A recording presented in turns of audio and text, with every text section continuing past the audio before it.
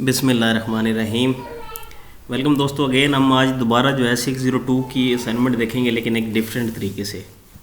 क्योंकि last time जो assignment बनाई थी उसके अंदर एक तो वो कोड थोड़ा सा ज़्यादा कॉम्प्लिकेटेड था, कुछ लोगों को शायद समझ नहीं आया, इसलिए तो कई बंदों ने बार बार कहा कि एक दोबारा नई वीडियो इसके ऊपर बनाई जाए जो कि आसान हो, सलीस हो और समझ भी आए, और कोड भी जो है ना वो हमें साथ साथ समझाया जाए।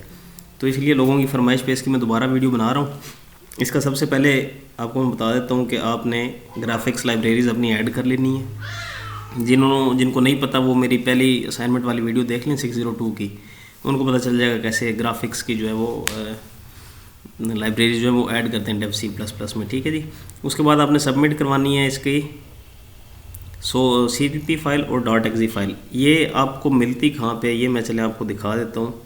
जब आप अपना प्रोजेक्ट क्रिएट करते हैं ना, तो वो आपके जिस जगह आपने उसको स्टोर किया हुआ होता है। अब देखें यहाँ पे मेरा प्रोजेक्ट स्टोर है, ये CS ये 602 फाइल के नाम से। ठीक है। तो अब इसके अंदर से जो मुझे फाइल्स रिक्वायर्ड है, एक तो वो ये वाली फाइल है .cpp और सोर्स फाइल जिसके ऊपर लिखा हुआ है, और एक ये वाली .exe फाइल जिसके ऊपर एप्लीकेशन फाइल लिखा हुआ है। ठीक है। एक ये वाली फ़ाइल और एक ये वाली फ़ाइल, ये दोनों आपने जिप करके जो है वो सबमिट करवा देनी है। उसके बाद चलते हैं अपने डेव C++ की तरफ। हाँ, ये देख लें, इसके अंदर आपने उसी तरह एक वो रेक्टेंगल बनाना है जिसके ऊपर आपकी आईडी लिखी हुई होगी, और कोई भी शेप बना के आपको उसके ऊपर ये 3 फंक्शन जो हैं ये परफॉर्म करने हैं।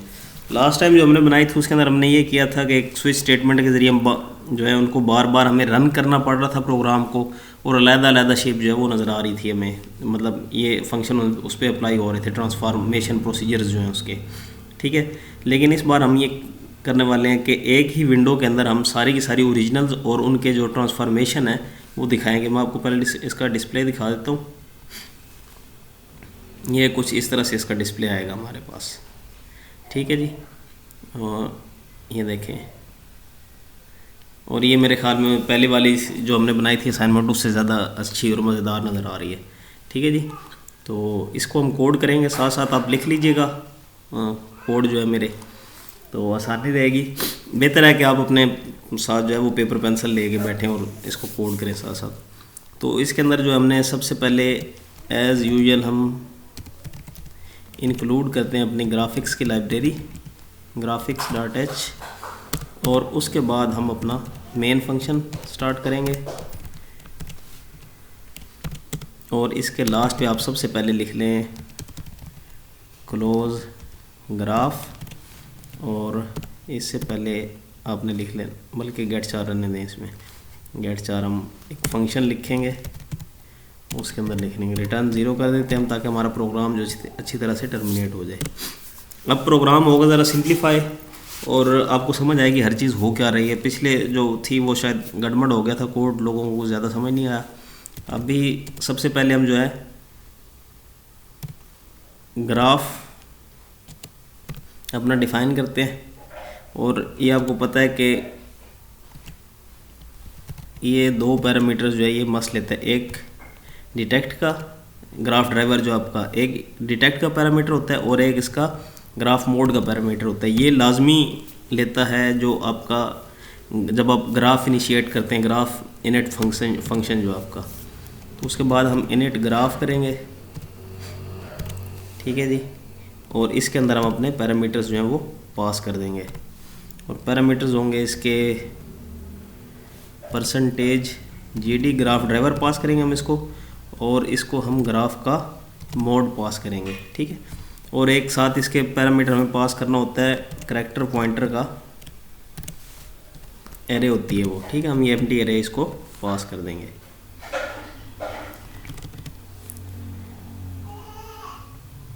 उसके बाद ये पास करने के बाद अब इनिशियल काम जो हमने करना है, वो जो लास्ट असाइनमेंट के अंदर हमने एक रेक्टेंगल बनाया था, बॉर्डर जो थे उसके, और उसके ऊपर हमने अपनी आईडी लिखी थी। तो वो काम करने के लिए हम करेंगे सेट टेक्स्ट स्टाइल, और अब इसके अंदर जो हम फॉन्ट डिफ़ाइन करेंगे, तो हम फॉन्ट उसका रख देंगे बोल्ड फॉन्ट। ये असल में इंटीजर वैल्यू होती है, मैक्रोज डिफ़ाइन हुए में आप बोल्ड फॉन्ट लिखें या फिर कहीं से इसकी इंटीजर वैल्यू देख लें, वो इंटीजर वैल्यू आप लिख दें, तब भी जो है ये फॉन्ट जो है वो बोल्ड ही होगा। ठीक है, उसके बाद हम इसकी डायरेक्शन लिखते हैं। तो डायरेक्शन हमने ये हॉरिजेंटली प्रिंट करना है, तो हम हॉरिजेंटल डायरेक्शन लिख देंगे इसकी। ठीक है, ये भी इसका मैक्रो है। और 1 जो है ये करैक्टर का साइज़ है, मतलब इतने साइज़ का जो है वो प्रिंट होना है हमारे पास। उसके बाद आपने ये करना है कि अब अपनी आईडी लिखनी है यहाँ पे। उसके लिए हम आउट टेक्स्ट एक्स वाई जो है इसके कोऑर्डिनेट्स हैं कि वो एक्स से कितने पिक्सल्स पे हो और वाई से कितने पिक्सल पे हो। आपको मैं ये बताता चलूँ कि जो आपका स्क्रीन की जो रेजोल्यूशन है वो सेंटर से या यहाँ से एक्स काउंट नहीं हो रहा होता, वो आपका एक्स पॉइंट होता है, ये वाला पॉइंट। ठीक है जी, अब ये इधर जितना होगा ये आपके एक्स कोऑर्डिनेट्स चल रहे हैं, और ये नीचे जो चल रहा होता है ये आपका वाई कोऑर्डिनेट्स होते हैं। ठीक है जी, ये यहाँ पे टॉप पे y 0 होता है, x भी 0 होता है, इधर x की वैल्यू बढ़ती जाती है, इधर y की वैल्यू बढ़ती जाती है।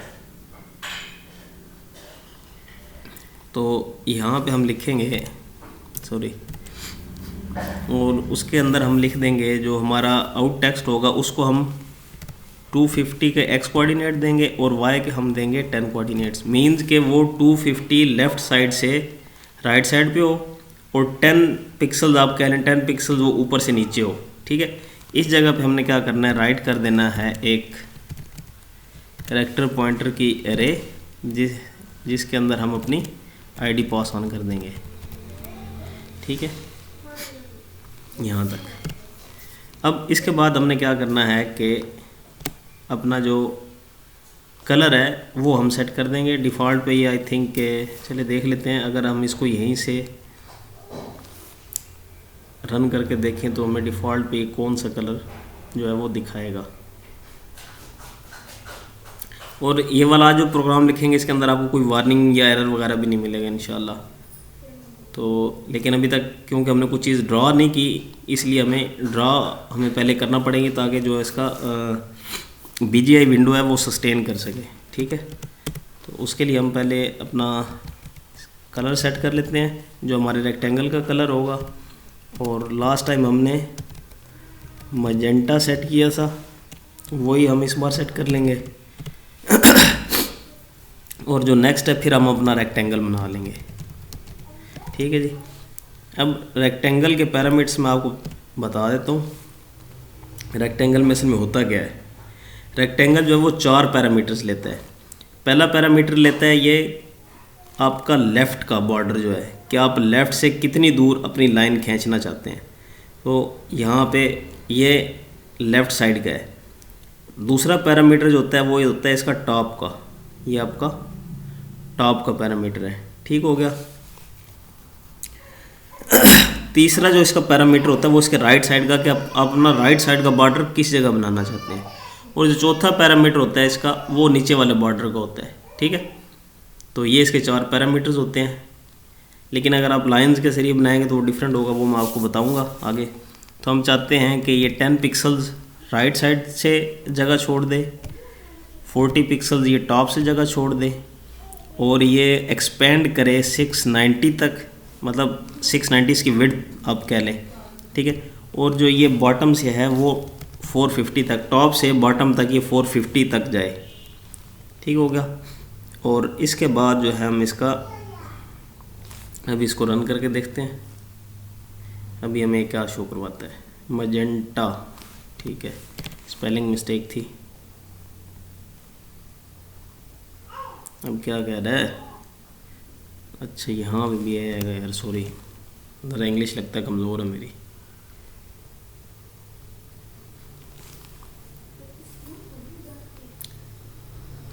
तो इसने हमारा अभी तक जो है वो ग्राफ डिटेक्ट नहीं किया, डिस्प्ले करने की कोशिश करता है ये, लेकिन डिस्प्ले कर नहीं पा रहा।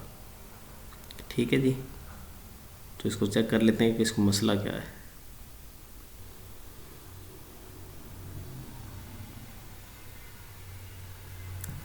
ठीक, अच्छा हाँ यार, यहाँ पे आपने इसको असल में हमने फंक्शन लिखना था, इसलिए मैंने गेट 4 सोचा था कि वहाँ भी लिख लेंगे। बहरहाल चलें, गेट चार की वजह से जो है ना वो डिस्प्ले करने से पहले ही क्लोज हो जाता था हमारा ग्राफ। अब ये हमारा ग्राफ जो है वो डिस्प्ले हो रहा है। तो ये हमारा इस तरह का रेक्टेंगल बन चुका है, हमारी बीच में आईडी आ गई है और ये इसका कलर मैजेंटा है। अब हम इसके अंदर अपनी सारी जो है वो शेप्स जो है वो रखेंगे। उसके लिए हम ये करेंगे कि यहाँ पे अपना एक फंक्शन लिख लेंगे, डिस्प्ले शेप्स। ठीक है जी, ये फंक्शन लिख लेंगे हम। अब बाकी सारे का सारा काम हम करेंगे इस डिस्प्ले शेप्स के फंक्शन में। तो टॉप पे आ जाएंगे हम, यहाँ पे हम अपना फंक्शन लिख लेते हैं वाइड डिस्प्ले शेप्स, और उसके बाद इसके अंदर हम अपनी शेप्स जो है वो डिफ़ाइन करना शुरू कर देंगे। तो सबसे पहले जो हम स्केलिंग वाली शेप रखेंगे, स्केलिंग का आपको पता है कि जो जब आप स्केल करते हैं ना, स्केल मीन्स कि आप अपने उसके शेप के साइज़ को बढ़ा रहे हैं या उसको कम कर रहे हैं। शेप के साइज़ को आप बढ़ा रहे हैं या कम कर रहे हैं, उसके कोऑर्डिनेट्स की बात नहीं हो रही, उसके साइज़ की बात हो रही है। ठीक है, तो उसके लिए हम सबसे पहले क्या करेंगे कि एक फ्लोट वेरिएबल लेंगे और इसके अंदर हम sx1, ये इसका x कोऑर्डिनेट होगा, और ये जो s लिखा है साथ ही हमें पता चलता रहेगा स्केलिंग के लिए, और इसको हम दे देंगे 20 की वैल्यू, 20, और उसके बाद sy1 इसको हम देंगे 70 की वैल्यू। ये वैल्यूज़ जो है ना, मैंने पहले से इसको काफ़ी सारे ट्राई करके ये वैल्यूज़ निकाली थी, तो अगर आप इसके साथ खेलना चाहें तो आप वो खेल भी सकते हैं, मतलब वैल्यूज़ को आगे पीछे करके। और जो इसकी sx2 की वैल्यू है वो होगी 250, और sy2 की वैल्यू होगी कितनी होगी 120, और उसके बाद y1 की वैल्यू y की वैल्यू होगी 1.5। अब हम स्केलिंग करने के लिए हमें कोई इंटीजर चाहिए होता है जिसके साथ हम इसको स्केल करते हैं, उसको बढ़ाते हैं या कम करते हैं। ठीक है जी, तो अब स्केलिंग के लिए इसकी हम वैल्यू बल्कि रख देते हैं, स्केलिंग वैल्यू SV हम रख लेते हैं, इसको 1.5 कर लेते हैं। हमने क्या करना है कि 1.5 के साथ हमने मल्टीप्लाई करके अपने पूरे के पूरे रेक्टेंगल को फिर डिस्प्ले करवाना है उसकी स्केलिंग को। ठीक है, उसके बाद आपने क्या करना है कि कलर सेट कर लेना है। अब देखिए मैं यहाँ पे कलर का नाम नहीं लिखता, लेकिन मैं उसको एक इंटीजर वैल्यू दे देता हूँ। उसके बाद हम सबसे पहले क्या करेंगे, अपना आउट टेक्स्ट XY जो कि इसका लेबल होगा जिसके अंदर हमने ओरिजिनल लिखना है, तो वो लेफ़्ट से 65 पे होगा और टॉप से वो 80 डिस्टेंस पे होगा। और इसको हम एक करैक्टर पॉइंटर की एरे दे देंगे जिसका के नाम होगा ओरिजिनल। ठीक है जी, और उसके बाद हम अपना रेक्टेंगल जो है वो बना लेंगे, और रेक्टेंगल के अंदर हम sx1, sy1, sx2 और sy2 ये हम पास कर देंगे। ठीक है, तो यहाँ तक करने के बाद हमारा जो है वो रेक्टेंगल जो है वो बन गया होगा। इसको हम पहले रन करके भी साथ साथ देख लेते हैं कि हमारा काम कहाँ तक पहुँचा है। तो ये हमारा यहाँ तक काम जो है वो पहुँच चुका है, हमें ओरिजिनल जो है वो नज़र आना शुरू हो गया है। ठीक है जी, अब हम इसके बाद बनाएंगे इसका जो आफ्टर स्केलिंग वाली शेप। तो उसका हम सबसे पहले जो है वो कलर सेट करेंगे, और इसका कलर मैं रख लेता हूँ 10 दे लेते हैं। ठीक है जी, और उसके बाद हम इसके लेबल देंगे आउट टेक्स्ट XY, और इसकी वैल्यू जो होंगी वो होंगी 120, 130। ये असल में उसके जो नया रेक्टेंगल बनेगा उसके सेंटर में करने के लिए वैल्यूज़ जो हैं यहाँ पे डिफरेंट हैं। और इसके अंदर जो होगा आफ्टर स्केलिंग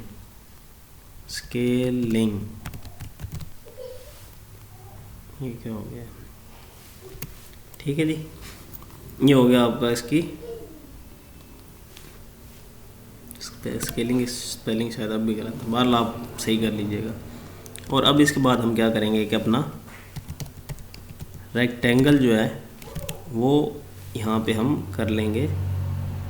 अब इसका रेक्टेंगल हम जो है इसको स्केल करेंगे, बढ़ाएंगे, जो शेप हमने पहले लगाई थी उससे। तो उसके लिए हमने क्या करना है कि इसको मल्टीप्लाई कर देना है अपनी स्केलिंग वैल्यू के साथ, सारे के सारे चारों कोऑर्डिनेट्स के साथ हमने, ठीक है जी। ये यहाँ पे भी S2 को भी और SY को भी, इसको हम कर देंगे मल्टीप्लाई। और अभी हम देखते हैं कि हम कहाँ तक पहुँच गए हैं। तो ये देखें जी, ये पहले ये हमारी ओरिजिनल शेप थी और स्केलिंग करने के बाद हमारे पास इसकी ये शेप आ चुकी है। तो ये थी हमारी, यहाँ पे बल्कि मैं लिख देता हूँ स्केलिंग, और स्केलिंग के बाद हम जो है अपनी करेंगे नेक्स्ट शेयरिंग, ठीक है जी। अब शेयरिंग जो होती है वो होता है कि आप किसी भी रेक्टेंगल का या किसी भी शेप के कुछ एंगल चेंज कर दें और वो टिल्ट हो, थोड़ी सी आपको टिल्ट हुई नज़र आए, उसको कहते हैं शेयरिंग, ठीक है जी। और शेयरिंग का आपको फार्मूला याद होगा कि वो x prime is equal to x into shearing x plus shearing value into y, ठीक है जी। तो उसके लिए हम ये करते हैं कि सबसे पहले अपने कुछ वेरिएबल्स जो है वो डिक्लेयर कर लेते हैं। तो उसके लिए x1 लिख लेता हूँ मैं। अब ये इसके साथ s दोबारा इसलिए नहीं लिख रहा क्योंकि ये फिर मिक्सअप हो जाएगा और ये पैरामीटर्स को उनको एक्सेप्ट भी नहीं करेगा, ठीक है जी। x1 20, y1 इसका होगा 250, y1 होगा सॉरी इसका 220। अच्छा, ये जो है ना ये जो अब शेयरिंग के लिए जो हम रेक्टेंगल ड्रा करेंगे अपना, वो हम अब रेक्टेंगल के फंक्शन से ड्रा नहीं करेंगे, उसको हम लाइंस के ज़रिए ड्रा करेंगे। क्योंकि अगर आप रेक्टेंगल को शेयर करने की कोशिश करते हैं जो कि रेक्टेंगल के फंक्शन से ड्रा हुआ हो, वो शेयर नहीं होता, ठीक है। उसकी सारी की सारी वैल्यूज़ जो हैं वो शिफ्ट हो जाती हैं ऑटोमेटिकली। लेकिन हमें तो अगर हम एक्स एक्सिस के अलॉन्ग उसको शेयर करने हैं तो हमें तो सिर्फ वो वैल्यूज़ चाहिए होंगी जो वाई के साथ शेयर हो, जो वाई शेयर करे, ठीक है जी। तो इसलिए हम इसको लाइन से ड्रा करेंगे और फिर उसको शेयर करेंगे। तो y1 इसका हो गया 220, और अब हम इसका करेंगे x2 होगा इसका 250, और y2 होगा इसका कितना होगा 220, और इसके बाद आ जाएगा इसका x3 जो होगा इसका वो होगा 20, और y3 होगा इसका 270, x4 होगा इसका 250, और y4 होगा इसका 270। मैं अभी कोऑर्डिनेट्स आपको एक्सप्लेन भी कर देता हूँ। अब इसकी जो शेयरिंग हमने करनी है एक्स एक्सिस के अगेंस्ट, तो हम उसकी शेयर वैल्यू बेस यहाँ पे दे देते हैं, और इसको मैं दे देता हूँ 1.6, ठीक है। अब मैंने आपको कोऑर्डिनेट्स का बता देता हूँ। कोऑर्डिनेट्स जो है ना, ये x20 है, x1 y1, ठीक है। तो लेट्स सपोज कि यहाँ से यहाँ तक 20 आता है और टॉप से यहाँ तक 220 आता है। ये हो गया इसका x1 y1, ठीक है जी। अब x2 y2 जो है उसका 250 है। तो आप ये समझ लेंगे यहाँ से यहाँ तक आता है 250 y2, ठीक है। और ये देखें आप y1 और y2 सेम है, तो ये यहाँ से यहाँ तक सेम ही होगी, ठीक है। अब उसके बाद इसका आता है x3 20 है, तो लेट्स सपोज कि ये यहाँ से यहाँ तक x3 है, ठीक है, 20 पे ही है। और y3 जो है इसका ये 270 है, और यहाँ से टॉप से यहाँ तक जो है इसका ये 270 हो गया, ठीक है। ये x3 y3 हो गया। अब y4 250 है, तो y4 दोबारा x4 यहाँ से यहाँ तक ये 250 आएगा, और y4 जो है आपका वो भी 270 होगा। तो वो यहाँ पे ऐसे पूरा, अब ये हम लाइंस के ज़रिए अब हमारा इतना एरिया जो है वो ये हमारा रेक्टेंगल बन जाएगा, तो ये कोऑर्डिनेट्स की समझ आ गई होगी आपको यकीनन। अगर नहीं आई तो फिर आप बुक पढ़ लें, वो आपके लिए बेस्ट रहेगा। अब इसके बाद हम क्या करेंगे कि दोबारा अपने उसका कलर सेट करेंगे रेक्टेंगल का, और उसके बाद उसका टेक्स्ट सेट करेंगे, आउट टेक्स्ट XY, और इसके अंदर जो हम उसको पास ऑन कर देंगे वैल्यूज़ कि हमें ये लेफ़्ट से और ऊपर से किस जगह पे ये डिफाइन हो। कैरेक्टर पॉइंटर देंगे, इसको एरे देंगे जिसके अंदर हम लिख देंगे ओरिजिनल, और अब हम इनको लाइंस के ज़रिए जो है वो प्रिंट करेंगे। तो लाइन इसको हम पास कर देंगे X1 Y1, ठीक है। उसके बाद X2 और Y2। अब ये जो हमारी टॉप वाली लाइन है ना वो ड्रॉ कर देगा यहाँ तक। मैं आप चलिए देख भी लेते हैं मैं एक बार इसको।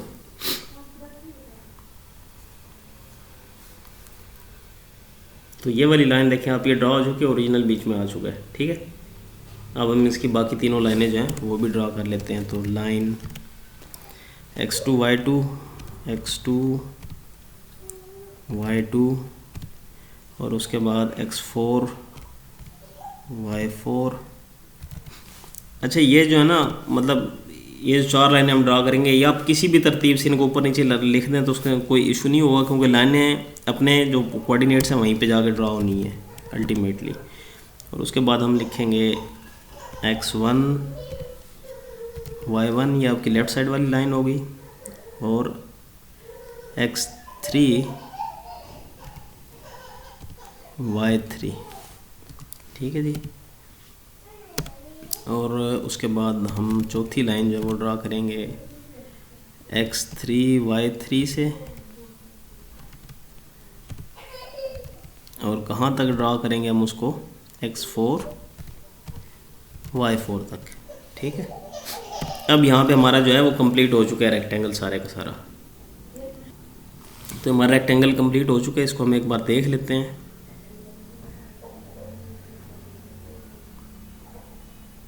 तो ये देखें, ये वाला हमारा रेक्टेंगल यहाँ पे कंप्लीट हो चुका है।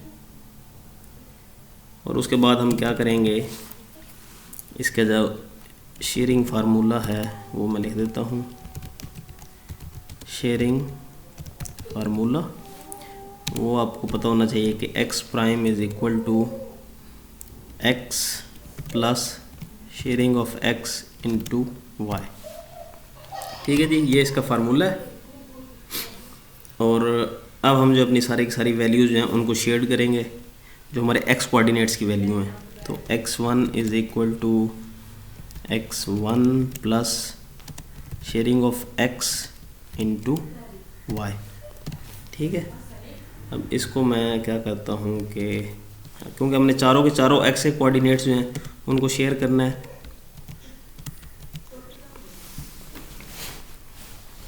तो वो हम करते हैं अभी। तो अभी आप देखेंगे इसको x1 आ गया, यहाँ पे x2 आएगा, यहाँ पे भी x2 आएगा, यहाँ पे भी x1 y2 y3 y4। तो ये भी आपने 2 4 और 3 और 4, ठीक हो गया जी। और उसके बाद हम क्या करेंगे कि अपना जो नया होगा रेक्टेंगल उसको ड्रा करेंगे, और उसकी जो हेडिंग है वो लिखेंगे, और इसकी वैल्यूज़ होंगी 450 230 कैरेक्टर पॉइंटर, और यहाँ पे हम लिख देंगे आफ्टर शेयरिंग, ठीक हो गया जी। और नीचे हम क्या करेंगे, अपना रेक्टेंगल जो है नए वाला, उसके लिए आप ये चारों लाइंस कॉपी कर लें, नीचे लेके आएँ इसको, यहाँ पे आप इसको दोबारा से पेस्ट कर दें। अब इनकी जो वैल्यूज़ हैं x1 x2 x3 x4 वो चेंज हो चुकी हैं। तो अब हम इसको दोबारा कंपाइल करते हैं, रन करेंगे। तो आप ये देख सकते हैं कि ये हमारा जो नया रेक्टेंगल है वो शेड हो चुका है। इसके जो है वाई एक्सिस वो चेंज हो चुकी हैं। ठीक हो गया जी। अब शेयरिंग के बाद जो हमारी लास्ट थी शेप वो थी ट्रांसलेशन वाली। तो यहाँ पे मैं ट्रांसलेशन लिख लेता हूँ। इसके लिए हम क्या करेंगे कि सबसे पहले कुछ वेरिएबल लेंगे rx1 और इसको वैल्यू दे देता हूँ मैं 20 की। उसके बाद ry1 इसको मैं वैल्यू दे देता हूँ 320 की। उसके बाद मैं rx2 इसको मैं वैल्यू दे देता हूँ 250 की। उसके बाद ry2 इसको मैं वैल्यू दे देता हूँ 370 की। ठीक हो गया जी। और इसके बाद एक हमें इसकी ट्रांसलेशन वैल्यू चाहिए होगी, तो ट्रांसलेशन वैल्यू मैं इसकी दे देता हूँ लेट से 40। ठीक है जी। अब ट्रांसलेशन जो होती है ना असल में वो होती है कि आप अपने पिक्चर को मूव करवाना जा रहे हैं, एक जगह से दूसरी जगह आप उसको मूव कर रहे हैं, तो मूव करना जो है वो ट्रांसलेशन होता है। तो उसके लिए हम सबसे पहले एज़ यूजुअल अपना कलर सेट करेंगे 3, जो कि हमने डिफ़ॉल्ट रखा हुआ है अपने ओरिजिनल वाले का। और उसके बाद उसका लेबल XY, और लेबल में जो है हम इसको देंगे 65, then 330, then a character pointer array which should be original.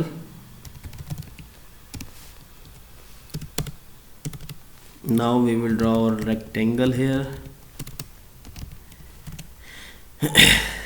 Pass on the values of rx1, ry1, rx2 and ry2।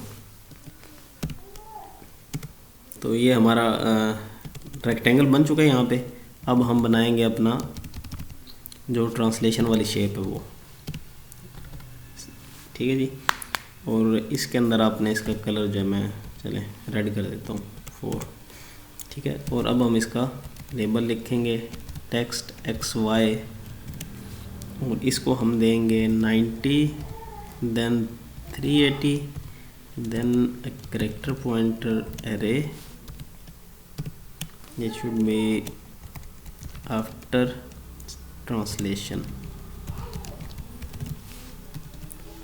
Then again we will write our rectangle, translated rectangle, rectangle, and here rx1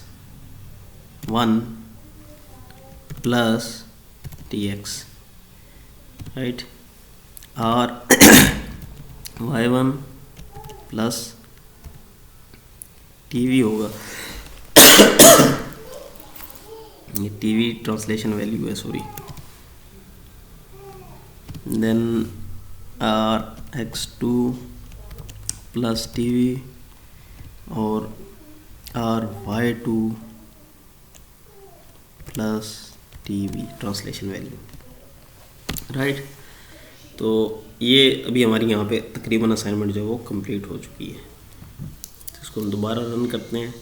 ये क्या कह रहा है, rectangle, spelling गलत हो गई है जी, rectangle के एंगल। अच्छा जी, कंपाइल हो चुके, भी हम इसको रन करते हैं। और ये आप देख सकते हैं कि हमारा जो तीनों फंक्शंस थे वो हमने परफॉर्म कर लिए हैं। ये स्केलिंग हमने कर लिया, ये शेयरिंग कर ली हमने यहाँ पे, और ये हमने ट्रांसलेशन इसकी कर ली हुई है। तो और ये तीनों ही हमें रिक्वायर्ड थी, ये वाला और ये जो था हमने, जैसे ऊपर वाला पॉइंट है टॉप ऑफ विंडोज़ BGI, और वो हम यहाँ पे अपना ये लिख सकते हैं, लिख चुके हैं। ठीक है जी, हमने एक ओरिजिनल शेप ड्रा कर ली हुई है। तो इस तरह हमारी रिक्वायरमेंट्स जो हैं वो सारी की सारी पूरी हो गई हैं। तो मेरे ख्याल में ये प्रोसीजर था, इजी भी था। कोड भी मैंने कोशिश की अच्छी तरह एक्सप्लेन करने की। आज इसमें कोई वार्निंग्स भी नहीं है, एरर्स भी नहीं है। तो कोड आपने यकीनन लिख लिया होगा। इसको सिंपली आप लाइब्रेरीज़ ऐड करें। और यस, जब आप लाइब्रेरीज़ ऐड करने के बाद आप जब प्रोजेक्ट क्रिएट करेंगे जिन लोगों को नहीं पता उनके लिए बता रहा हूँ। प्रोजेक्ट में जाने के लिए आप फाइल में जाएंगे, न्यू में, देन प्रोजेक्ट, यहाँ पे आप एम्प्टी प्रोजेक्ट सेलेक्ट करेंगे, यहाँ पे उसका नाम लिखेंगे, इसको ओके कर देंगे। ठीक है, जब आपका प्रोजेक्ट क्रिएट हो जाएगा उसके बाद आपने फिर प्रोजेक्ट टैब में आना है, यहाँ से प्रोजेक्ट ऑप्शन में आना है, यहाँ से फिर आपने पैरामीटर्स में आना है और ये सारे के सारे पैरामीटर्स जो 6-7 पैरामीटर्स हैं ये आपने लाजमी ऐड कर लेना है, अदरवाइज़ आपका प्रोग्राम रन नहीं होगा बगैर इन पैरामीटर्स के। ठीक है, तो ये आपको वीडियो में नज़र आ रहे हैं, यहाँ पे इनको अपने पास लिख लें या कॉपी कर लें, या फिर चले मैं डिस्क्रिप्शन में इनको डाल दूंगा, आप वहाँ से इनको उठा लीजिएगा। ये जितने भी पैरामीटर्स हैं इसके जो लिंकर्स हैं, ठीक है, इसको आपने लाजमी ऐड करना है। तो यहाँ से मैं इनको उठा लेता हूँ। ठीक है, तो ये इसके पैरामीटर्स थे। हमारी असाइनमेंट जो है वो कंप्लीट हो चुकी है। ठीक हो गया जी। तो नेक्स्ट वीडियो तक के लिए अल्लाह हाफिज़। दुआओं में ज़रूर याद रखिएगा, चैनल को भी सब्सक्राइब कीजिएगा। अल्लाह हाफिज़।